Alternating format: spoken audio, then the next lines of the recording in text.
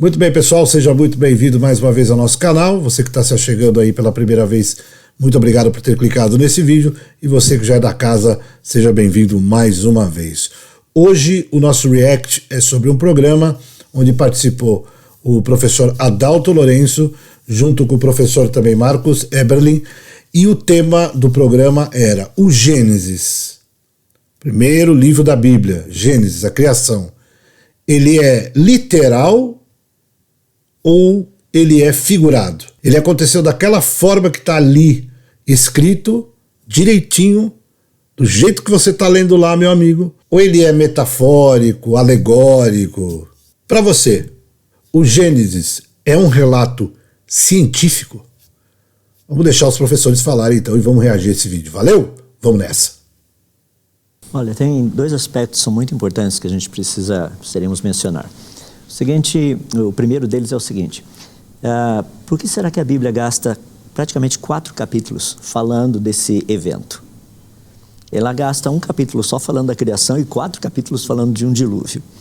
E por que nos dá tantos detalhes? Nos dá datas, em tal dia aconteceu isso, depois de tantos dias aconteceu aquilo. Ou seja, o que a gente pode aprender a respeito de tudo isso? Então esse é o primeiro aspecto, a quantidade de informação que está lá. Eu coloco isso para o pessoal os alunos que não fugiram da escola, isso aí é o enunciado do problema. Boa, professor. Então, a informação básica está ali. O que eu posso, dessa informação, trabalhar e produzir, ver os resultados disso. Então esse é o primeiro aspecto. O segundo aspecto é que muitas pessoas não estão preparadas ou nunca estudaram realmente a respeito do dilúvio, então dão algumas respostas meio estranhas. É por isso que muita gente de fora acha que nós cristãos, quando tratamos do dilúvio, a gente tem umas ideias meio malucas. Mas é porque é um consenso, de uma forma mais ampla, de falta de conhecimento. Então há uma necessidade de nós entendermos o que o texto está nos dizendo e o que a ciência fala especificamente a respeito disso. Por exemplo, Darwin tinha um problema gigantesco com o catastrofismo, que é o caso do dilúvio. Tá? Ele diz assim que quando alguma coisa entra em extinção e a gente não sabe a causa, então nós criamos essas catástrofes e tudo mais para destruir o mundo, etc. e coisa e tal. Eu falo, hoje os evolucionistas não acreditam mais em Darwin, porque afinal de contas, como que os dinossauros teriam sido extintos? Por uma catástrofe. Percebe? Então tem umas coisinhas aí para a gente poder trabalhar. A questão do dilúvio propriamente dito é o seguinte: é uma catástrofe? Deixou evidências? Sim. Só para eu citar apenas uma. Não é interessante que no planeta inteiro, em todos os lugares, nós encontramos animais e plantas fossilizados em rochas sedimentares, ou seja, por água e sedimentos. Agora, de onde veio tanta água assim para fazer com que a gente tivesse tantos fósseis no planeta? Fóssil de peixe? Já tentou pegar um peixe? Ele foge, né? Sim. Agora, como é que a gente fossiliza um peixe, então? Então tem muitas coisas assim muito interessantes que a gente pode tratar de forma específica, mostrando que o dilúvio foi uma catástrofe global que deixou evidências científicas que precisam ser corretamente interpretadas. Aí onde está o problema atual. Nós temos a evidência, mas a maneira como elas têm sido interpretadas é estranha. Só vou deixar uma só para a gente pensar. Se você for num laboratório e pegar peixes, anfíbios, répteis, mamíferos e aves, animais mortos, colocar no meio de muita água e muita lama, e produzir um sistema assim que seja de pressão e descompressão nessa água e nessa lama, qual vai ser a ordem desses animais mortos no meio dessa lama toda aí? Vai pela densidade. Ou seja, lá embaixo ficariam os peixes, um pouco mais em cima anfíbios, depois répteis, depois mamíferos e aves. Isso já foi feito em laboratório. Mas olha que interessante, a evolução interpreta peixes, depois anfíbios, depois répteis, mamíferos e aves. Isso foi evolução, não, isso foi dilúvio. Isso não foi evolução, isso foi uma catástrofe onde essas formas de vida foram presas, mortas no meio de muita água e muita lama. As pessoas se perguntam, mas você falou de pressão e descompressão? Maré alta e maré baixa. Maré alta cria pressão, maré baixa cria descompressão. Na maré alta, pressão faz com que os organismos com densidade maior, mortos no meio da lama, vão para o fundo. Descompressão, maré baixa, faz com que os que têm uma densidade menor vão mais em direção à superfície. Ou seja, quando nós pegamos essa chamada coluna tá? Com todos esses animais mortos ali, ela não é uma coluna de tempo. É uma outra coisa que a gente está vendo. Daí criam-se os problemas de interpretação. A evidência é bem simples, bem reta e direta. Você vai no laboratório, mostra claramente que essa formação, peixes, anfíbios, répteis, mamíferos e aves, ou aves e mamíferos, daí a gente faz em laboratório sem nenhum problema. Isso é ciência. Esse negócio que isso seria a evolução ao longo de milhões de anos, o nome técnico para isso é viajar na maionese. Se você está curtindo aí, você vê que o react desse vídeo aqui é assim, né? Ficar assistindo assim. E tentar beber um pouquinho nessa cultura, nessa inteligência toda do professor Adalto e também do professor Marcos Eberle. Olha, se você está curtindo, então compartilha aí, tá? E se inscreve no nosso canal, tá bom? Eu não sei se você acredita que o relato de Gênesis é científico ou não, né? Se a história da Arca de Noé para você é só uma fábula, uma fantasia. Mas, se for, escuta aí os professores falarem, né? Faça aí um contraponto, tá bom? Também deixe seu comentário aí, para você poder participar aqui com a gente também, tá bom? Então vamos nessa. Eu acho que a convivência tá fazendo bem pro Adalto, hein, Marcos? Ele tá pegando a sua ironia ali também, hein? Vou ver se eu consigo também ser um pouco mais clássico, nesse estilo professor do Adalto, né?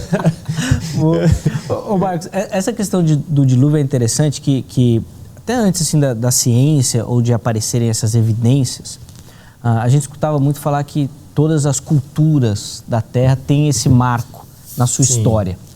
Às vezes mudam ali, vão mudar os personagens e tal, mas sempre tem essa destruição e essa reconstrução, que já era utilizado muito como uma evidência. Mas parece que a ciência avançou demais na comprovação desse evento mundial.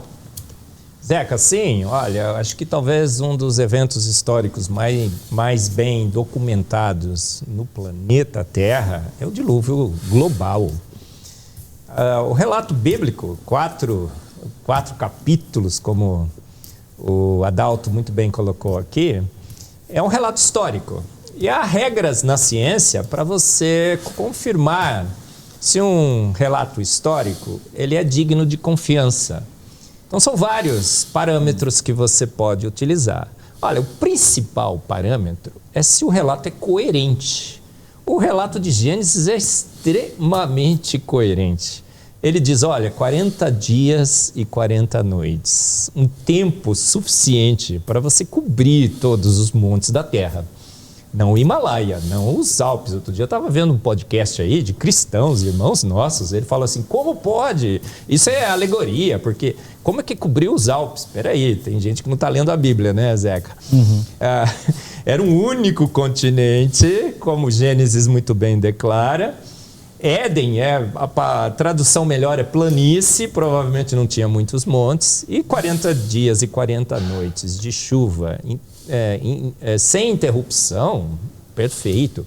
O relato diz que durou 1 ano para que as águas pudessem retroceder.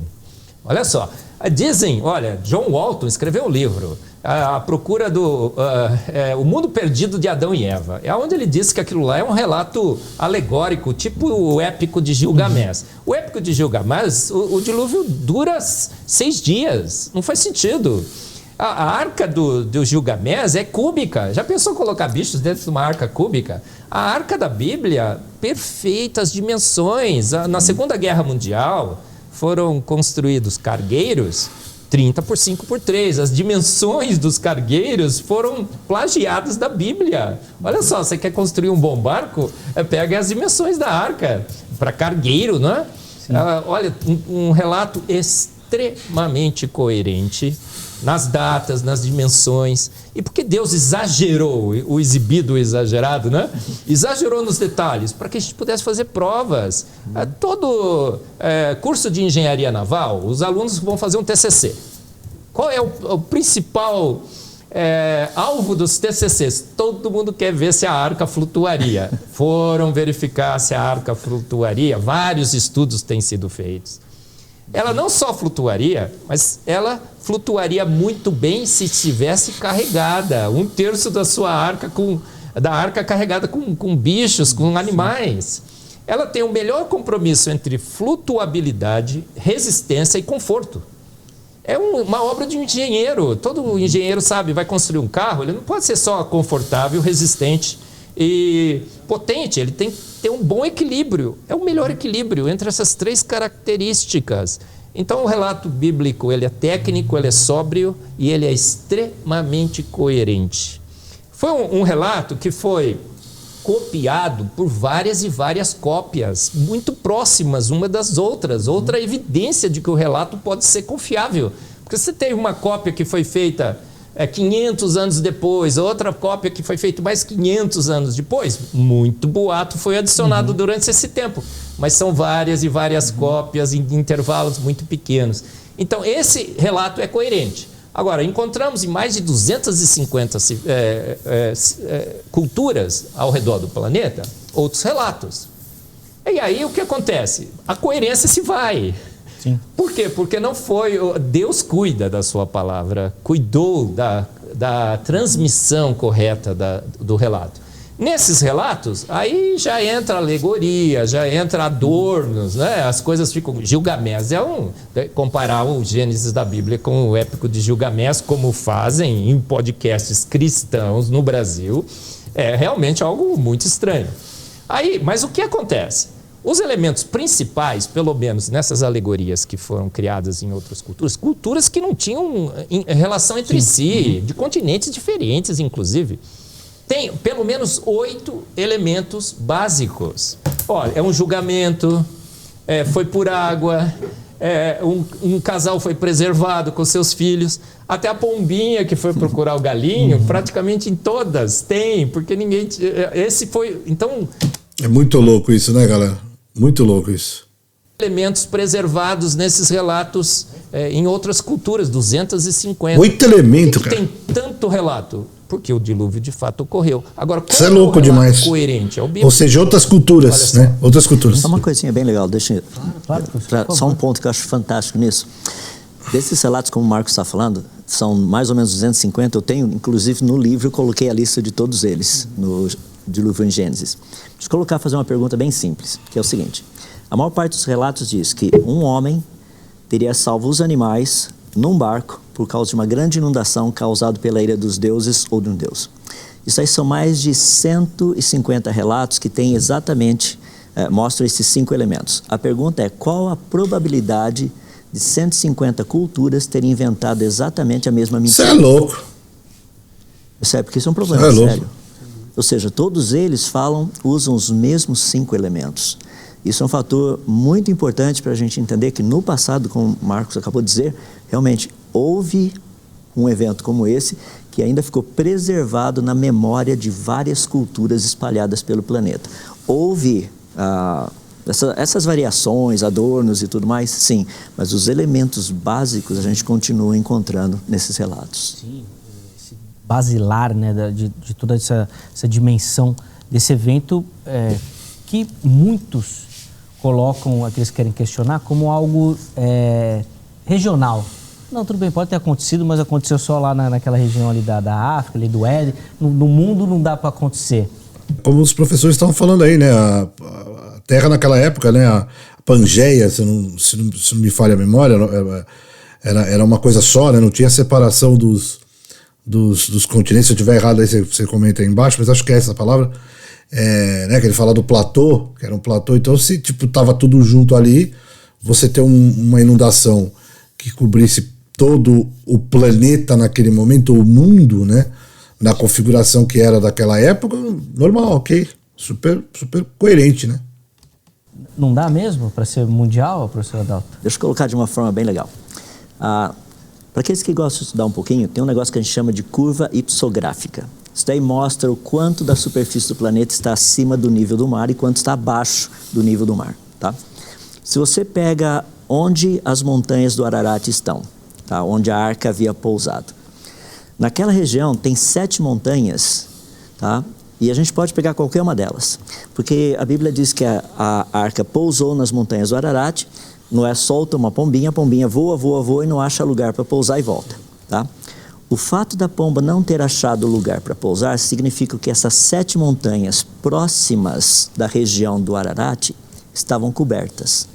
Se você pegar essa curva ipsográfica, você vai perceber que essas 7 montanhas representam o seguinte, que 99% da superfície do planeta teria que estar embaixo d'água para elas estarem submersas. Senão não teria como. Agora, quando as pessoas falam que o dilúvio foi local, eu falo, rapaz, então não dá para crer nesse Deus. Porque um Deus que pede para um cara construir um barco daquele tamanho, para pássaro que vai voar daqui para lá, ou que você pode pegar animal que vai daqui para lá, se o dilúvio foi local, não precisava daquele barco. Nós tivemos uma tsunami umas décadas atrás, os animais foram embora. Quer dizer, só os racionais ficaram na praia para ver o que ia acontecer. Mas os outros foram embora. Muito bom, professor. É um negócio espetacular. O dilúvio só pode ter sido global. E nós temos evidências na geologia, tá, mostrando isso aí, as camadas sedimentares. Adalto, eu costumo dizer que o pior não é não acreditar ou desacreditar do dilúvio, viu, Zeca e Adalto? O pior é achar que ele foi local. É aí que a incoerência é máxima, E a Bíblia deixa muito claro, olha, cobriu todos os montes com água, todos. Toda a carne pereceu. Jesus fala sobre isso, né? O Novo Testamento faz referência a toda a carne pereceu. Como nos dias de Noé e tudo mais. A Bíblia deixa muito claro que foi global e que toda a carne pereceu, exceto Noé e sua família.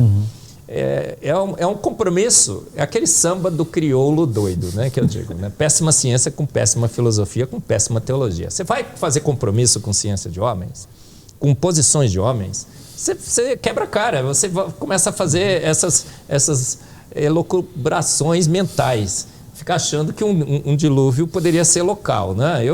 Gente, não pode. O relato bíblico é claro. E aí Deus fala assim, olha, um outro aspecto, né? O arco-íris é minha promessa que não farei outro dilúvio assim. Quantas inundações nós temos no planeta? Então Deus descumpriu a sua promessa? Não. Boa, professor Marcos. Isso aí. Toda vez, olha, coloca Darwin... Foi algo fora do comum, né? Do sério. Agora nós temos que adaptar o texto bíblico para o darwinismo e para a evolução. Você vai corromper o texto bíblico e corromper o próprio darwinismo. É melhor você ser darwinista ou ser criacionista. Agora misturou os dois, né? Aí dá problema. Aí que a coisa, o caldo entorta, né? Entorna ou engrossa, né? Ou engrossa, né? Vai depender do lugar que você estiver no Brasil. Torta também, né? Fica um caldo torto também, né? Não tem jeito. Já que tá falando do caldo... Sim. E essa água toda, professor Marcos? Porque o texto bíblico fala que as comportas se abriram. E água... Porque o irmão até falou da chuva. E hoje a gente consegue ver chuvas que realmente causam grandes estragos. Mas alagar o planeta inteiro, a água só veio de cima, abriu, saiu de baixo também. De onde que vem tanta água? Zeca, a boa ciência confirma a Bíblia, confirma Gênesis. A palavra de Deus, inclusive, diz que Deus apoiou, sustentou a terra sobre água, sobre as águas. Tem versículos bíblicos que falam sobre isso. E hoje a gente já sabe, tem evidências científicas muito claras em relação a esse fenômeno, que ou existiu ou ainda existe. Eu acho que já existiu, a água foi toda consumida durante o dilúvio. Uma camada entre 400 e 700 quilômetros, com água sob pressão, alta pressão e temperatura. Tem um modelo bastante interessante também da hidroplaca, né? Que realmente toda essa camada de rocha estava sustentada sobre água, sobre alta pressão e temperatura. Então temos várias evidências. Tem um cristal que foi encontrado aqui em Mato Grosso, mais ou menos, no Brasil, com água aprisionada dentro. Só pode ter aprisionado no cristal sobre alta pressão e temperatura. Tem evidências sísmicas em relação a esse grande mar. Então o que a Bíblia relata? Havia um único continente. Essa água sobre alta pressão e temperatura estava lá debaixo da rocha, do manto da crosta terrestre. E ela diz que foram abertas as portas do grande abismo. O que a gente entende hoje, né? O aluno vai ler no livro do Adalto, né? Vai explicar melhor. Eu estou tentando traduzir o que o Adalto colocou lá. O professor Célio Pires, eu entrevistei ele na IPP-TV, ele escreveu um livro de 950 páginas. Ele consultou 2.600 referências científicas para escrever esse livro, o Adalto também. A gente está atolado, abarrotado, afogado de evidências científicas do dilúvio. Trinca, essa água sobre alta pressão e temperatura jorra, lá em cima é gelado, condensa e cai. Então faz todo sentido.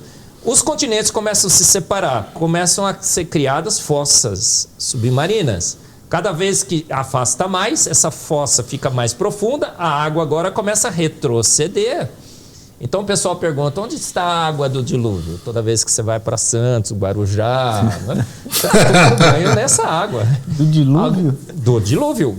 Ainda bem, graças a Deus, que Deus criou os organismos decompositores. E em alguns poucos meses já não tinha mais vestígios dos organismos mortos nessa água. Então fica de boa, tá tranquilo, já passou muito tempo, né? 4.700 Fica de boa, malandro. Não, o que é mais interessante é que a maior parte dos fósseis são encontrados justamente nesse sistema de rocha sedimentar. Lembre-se que um animal, se ele morre, ou uma planta, quando morre, assim, naturalmente, não numa catástrofe, ele se decompõe. Literalmente não sobra nada. Então tem que ter tido muita água e muita lama para produzir tantos fósseis como que a gente tem no planeta.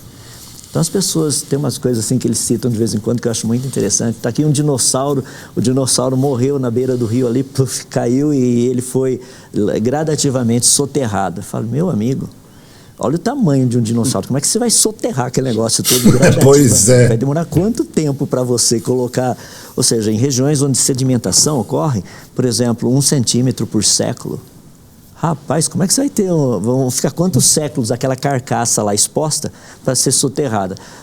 Depois de alguns, não precisa nem século, né? Questão de alguns meses ou talvez um ano, você já não tem mais coisa para ser literalmente fossilizado. Sim. Então o processo tem que ser rápido.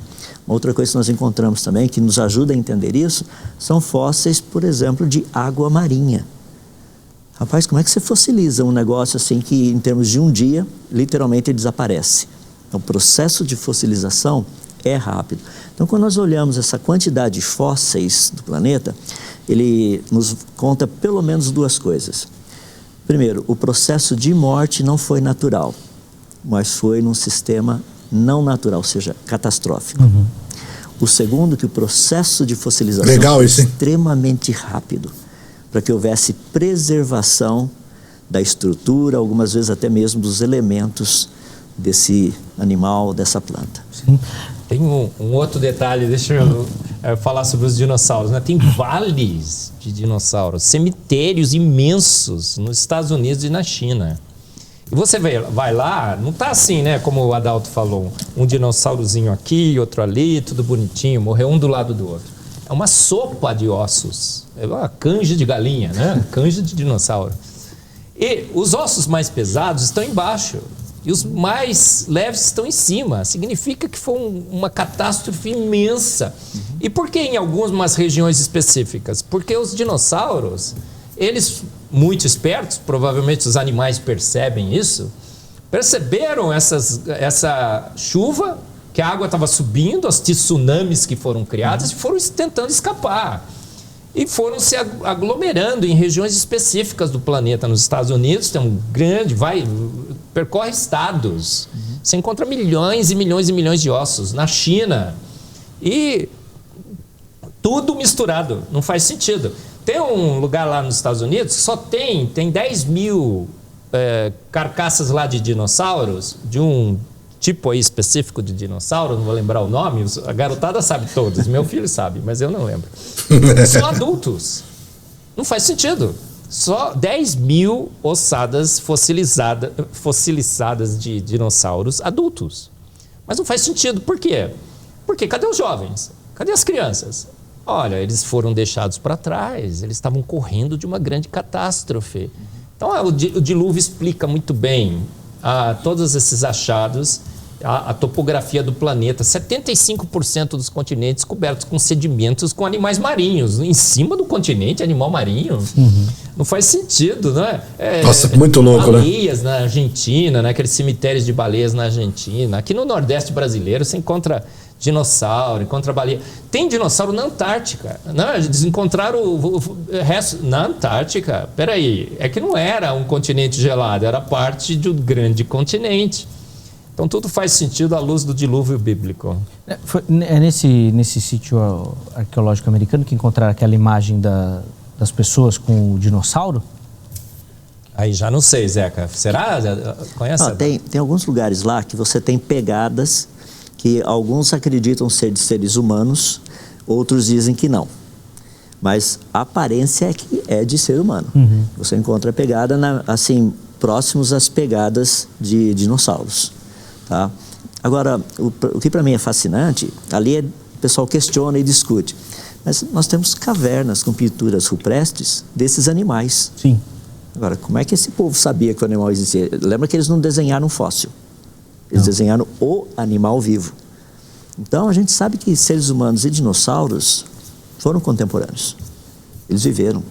Quando a gente estuda, por exemplo, os dinossauros, e nós pegamos alguns fósseis que foram dados... Peraí, galera, vocês estão gostando, hein? Espero que vocês estejam gostando desse conteúdo, tá? Lembrando, eu não vou colocar o vídeo inteiro, daqui a pouco a gente já está encerrando. Se você quiser ver todo esse programa aí da Vejam Só, tá? Esse relato, perguntando se o relato de Gênesis é científico ou não. Claro que estão dando enfoque à história da Arca de Noé, né? Deram um enfoque maior, aqui pelo menos no nosso vídeo, mas a gente está falando do Gênesis. E aí você assiste lá na íntegra a entrevista aí com Adalto Lourenço e Marcos Eberlin. Datados, é impressionante. Nós temos fósseis, por exemplo, de zebras, fósseis de tigres e tudo mais, iguais aos atuais, que são datados da mesma época dos dinossauros, significando que eles eram contemporâneos dos dinossauros. Então tem muita coisa aí na história que precisa ser reescrita, João. Tem dinossauro fossilizado junto com galinha, né? Também. Aí o pessoal, animais ditos pré-históricos com modernos, tudo misturado. Galinha dizem que veio dos dinossauros, né? Seriam sucessores na escala evolutiva. Não faz sentido. Tudo misturado, fósseis modernos com pré-históricos, animais pré-históricos. Uma grande inundação tomou conta desse planeta. Não, nós temos até fósseis de aves com penas exatamente iguais às das aves chamadas modernas, só que a diferença é que eles foram datados, essas aves foram datadas muito antes dos dinossauros, ou seja, não tinha nem dinossauro no planeta e já tinha ave, se a gente seguir a linha de raciocínio naturalista. Então, como é que os dinossauros, como é que as aves poderiam ter evoluído os dinossauros se já tinha ave antes deles? No meu livro Fomos Planejados, Adalto, e o Zeca, e todo mundo que está me ouvindo, foi encontrado um fóssil com no estômago do dinossauro tinha aves. Como é que ele pode ter comido, né, esse dinossauro? O seu sucessor na escala evolutiva que só surgiria há milhões e milhões de anos na frente. E estava no estômago. Então, já encontramos aves em estômagos fossilizados de dinossauros que não faz sentido nenhum, né, do ponto de vista evolutivo. Muito bem, pessoal. Se você gostou desse conteúdo, deixa o seu like aí, compartilha com os amigos e se inscreva aqui no canal, tá bom? Espero que você tenha gostado. É para refletir. Pensa aí, você que curtiu, gostou, estuda, né? E procura saber mais aí sobre esse assunto, inclusive dos professores aí, professor Adalto e o professor Marcos. Como é de costume aqui nos nossos vídeos de React, eu vou deixar aqui na descrição para você o link desse vídeo na íntegra para você assistir, tá bom? Valeu, fui!